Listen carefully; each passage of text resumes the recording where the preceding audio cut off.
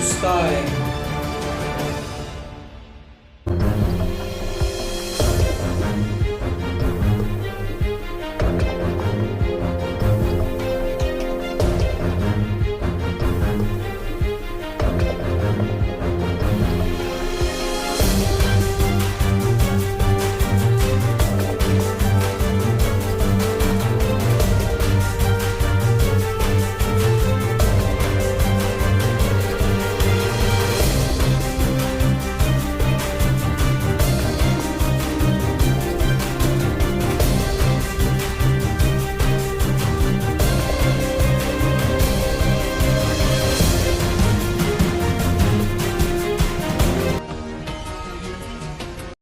Good evening, everyone. Welcome to the news time. COVID-19 ay isang sakit sa paghinga na sanhi na isang bagong virus. Ang virus ay maaari kumalat mula sa isang tao patungo sa ibang tao. Ngunit ang tamang kalinisan na makakatulong upang maiwasan ang implikasyon. Ano nga ba ang COVID-19? Ang mga coronavirus ay isang malaking pamilya ng mga virus na nagigisanhi ng mga infeksyon sa paghinga. Ang mga ito ay maaaring karaniwang sipon hanggang sa mas malubhang sakit. Ano nga ba ang sintomas ng COVID-19? Ang sintomas ng COVID-19 ay kinabibilangan ng lagnat, ubo, namamagang lalamunan, pangangapos ng hininga. Ang mga sintomas ng COVID-19 ay maaaring isang bagya, sakit hanggang sa malubhang pulmonya. Ano ito kumakalat? Ang COVID-19 kumakalat sa isang tao papunta sa ibang tao sa pamamagitan ng una, pagdami ng mga droplet mula sa pag-ubo o paghinga ng isang nahawakang tao. Pangalawa, paghawak sa mga bagay tulad ng mga doorknob o mga mesa na may mga droplet sa isang nahawakang tao at pagkatapos ay hipuin ang iyong bibig o muka. Dahil ang COVID-19 ay isang sakit, walang imunidad dito sa ating komunidad. Ibig sabihin nito ay maaari itong kumalat ng malawak at mabilis. COVID-19 pandemic is affecting the world's 1 billion people with disabilities. Philosophy headlines: COVID-19 outbreak and person with disabilities. Person with disabilities generally have more healthy care needs than others, both standard needs and needs like to impairments and are there before more vulnerable to impact of low quality or incapable healthy care service than others compared to person with disabilities. Person with disabilities are more likely to have poor health among 43 countries and 42%. A person with disabilities borrow 6% of person without disabilities perceive their healthy as a poor.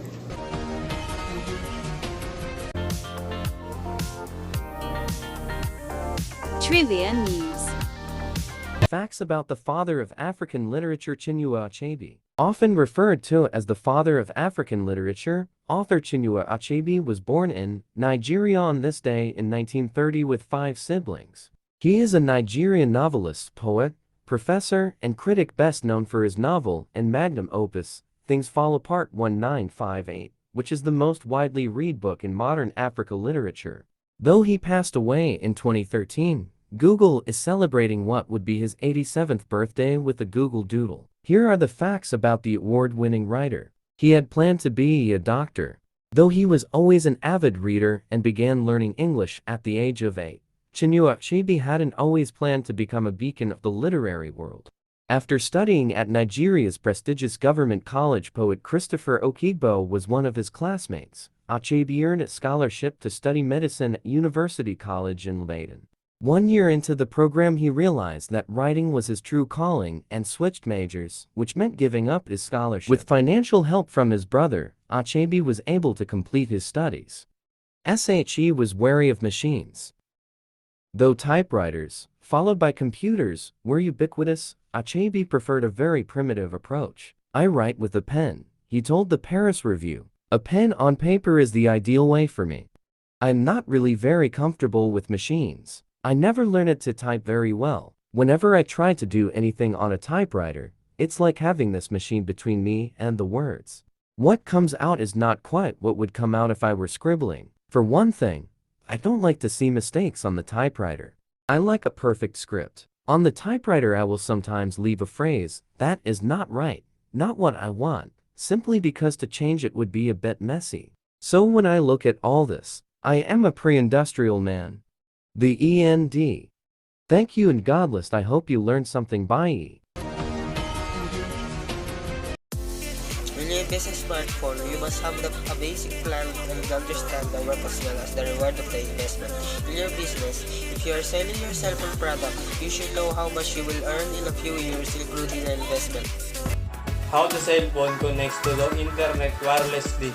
Wireless Wide Area Network or WWANs are created through the use of mobile phone signals typically provided and maintained by specific mobile phone cellular service providers. The network they connect to is a system of cells, each cell defined by a tower at its center.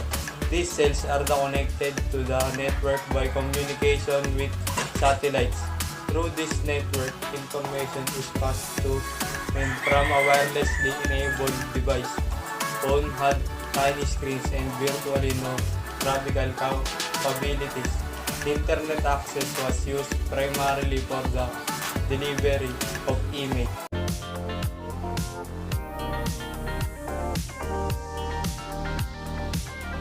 COVID-19 is a droplet-transmitted potentially fatal coronavirus pandemic affecting the world until 2020. The WHO recommended social distancing and human-to-human contact was discouraged to control the transmission. It has put many countries in a state of lockdowns and sporting events, including the 2020 Olympics, have been affected. Participation in sports and exercise typically regarded as healthy activities were also debated. The local professional football leagues, governed by the Hong Kong Football Association, ultimately postponed all matches after much deliberation on the transmission risk for the spectators and field players. Large spectating crowds are well known to be infectious hazards, but the infectious risk for all field players is recognized. How the coronavirus is being transferred in the environment. The COVID-19 lockdown has several social and economic effects. COVID-19 has caused several impacts on global migration. On the other hand, such lockdown, along with minimal human mobility, has impacted the natural environment somewhat positively.